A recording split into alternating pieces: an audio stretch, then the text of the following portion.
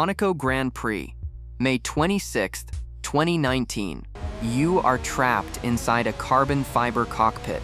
It is 120 degrees. You are leading the most prestigious race on the planet, but you are in absolute agony. Your front left tire is completely dead. The rubber is blistered, the grip is gone, and directly in your mirrors is a predator. Max Verstappen. He is on harder, healthier tires. He is faster. He is aggressively hunting you down. Every single corner is a street fight. The walls of Monaco are inches from your helmet. 1 millimeter of miscalculation means a devastating crash. Verstappen dives to the inside. He lunges at the Nouvelle chicane. A normal driver yields. A normal driver takes the safe points. You do not yield. You turn in. The cars touch. Sparks explode. You hold the car on the absolute ragged edge of physics. You keep the lead. You cross the finish line. You win Monaco. The radio crackles. You scream in pure, exhausted triumph. But this level of defense does not come from natural talent alone. It comes from a lifetime of fighting for every single inch of space on the track. You are Lewis Hamilton. And this is how a kid with nothing conquered the most elite, expensive sport in the world. The scrapyard. To understand the king, you must look at the dirt he came from. Stevenage, England, 1993. You live in Stevenage. It is a working-class town in England. Formula One is a sport for billionaires. It is a sport for royalty. It is absolutely not a sport for you. Your father, Anthony Hamilton, sees a spark in you. He buys you a second-hand remote-controlled car. You dominate adult competitions with it. He takes a massive gamble. He buys you a beat-up, fifth-hand go-kart. But karting requires incredible amounts of money. Tires cost money. Fuel costs money. Travel costs money. Your father refuses to let the dream die. He works 4 jobs simultaneously. He works in it. He washes dishes. He puts up for sale signs for real estate agents. You arrive at the karting tracks. You are the only black family there. The rich kids have brand new karts. They have professional mechanics. They have heated luxury motorhomes. You operate out of the back of a rusty Vauxhall Cavalier. Other families stare. They whisper. They make racist remarks. They try to intimidate you. Your father gives you one piece of advice. Do your talking on the track. You listen. You do not just beat the rich kids, you completely humiliate them. You brake later. You corner harder. You win everything. At 10 years old, you attend an awards ceremony. You walk straight up to Ron Dennis. He is the terrifying, legendary boss of McLaren. You look him in the eye.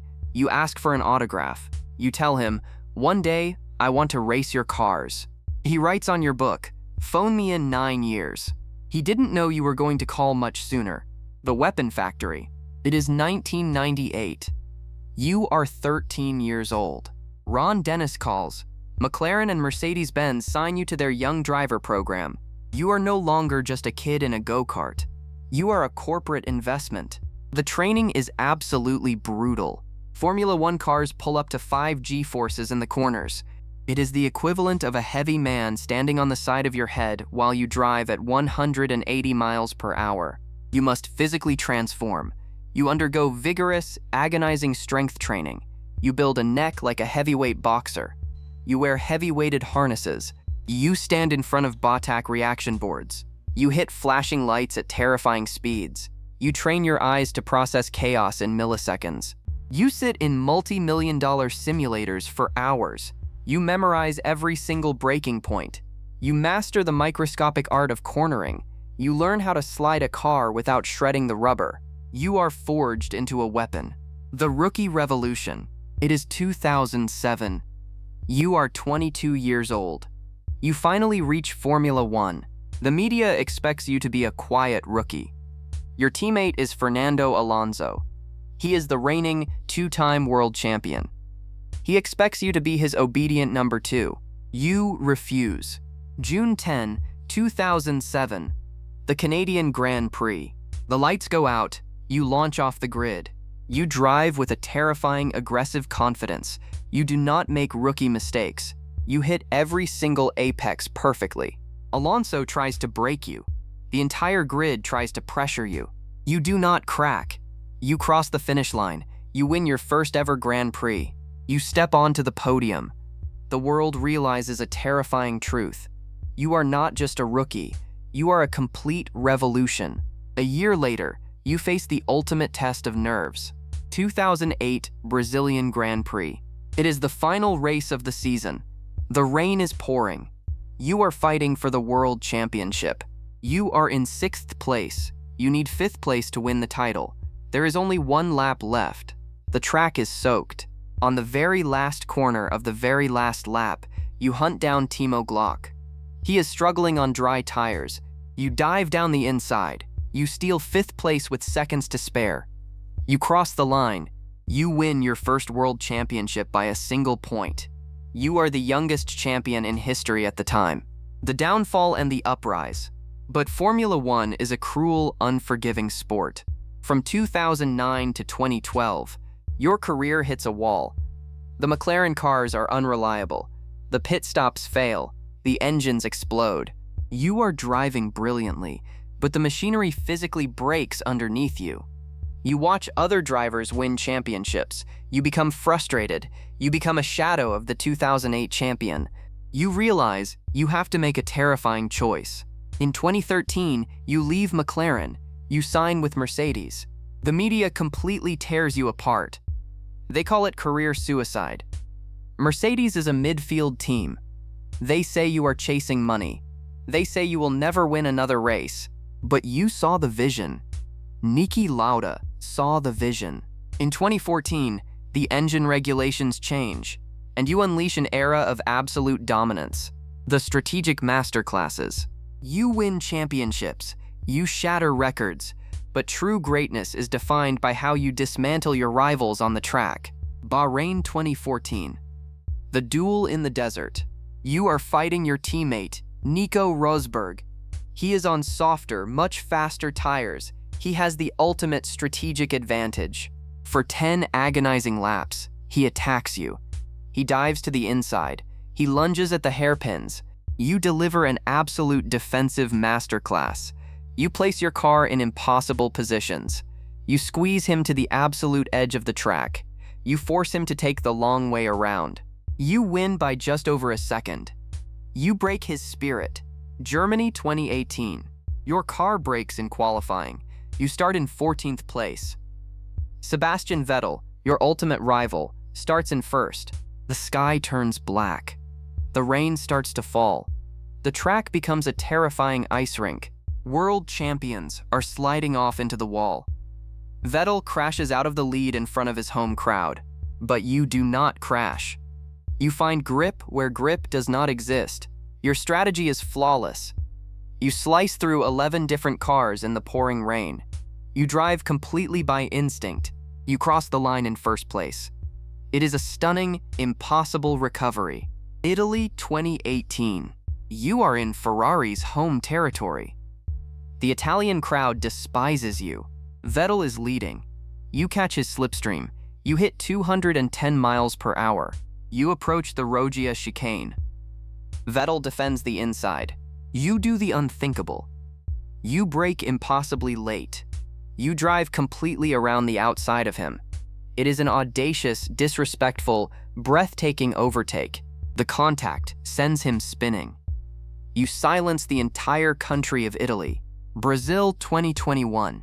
You are disqualified from qualifying. You start the sprint race in last place.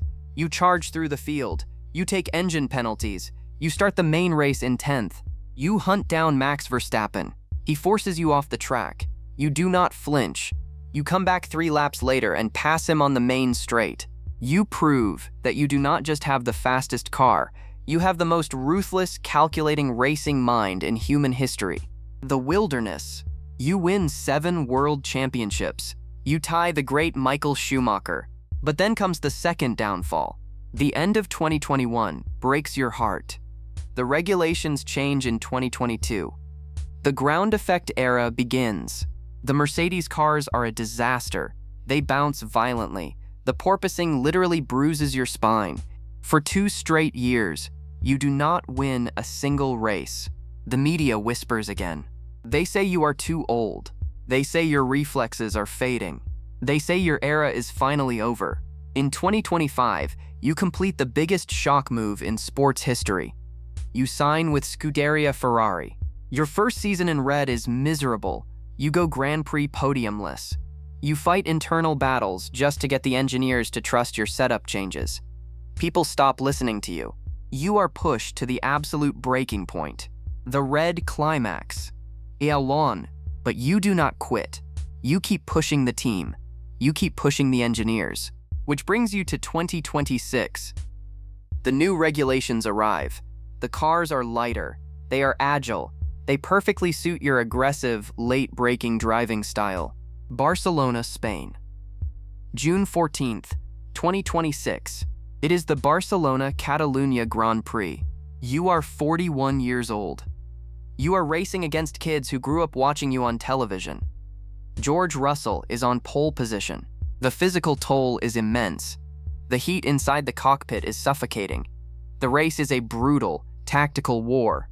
But in the final stint of the race, you enter a state of pure, terrifying flow. You execute a masterclass 3-stop strategy. You utilize a well-timed virtual safety car.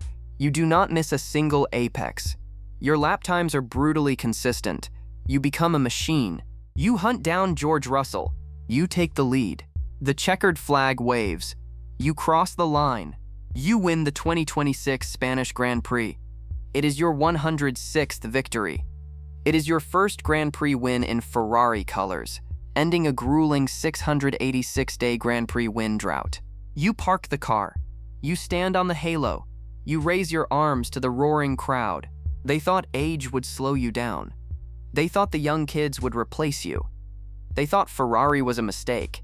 But as the Spanish sun sets over the track, the world understands the terrifying truth. You were forged in a scrapyard in Stevenage. You were built to survive the rain. You were built to fight for every single inch. You are Lewis Hamilton, the kid from the scrapyard, who became the eternal king. If this story changed how you look at the grid, hit subscribe. I'll see you at the next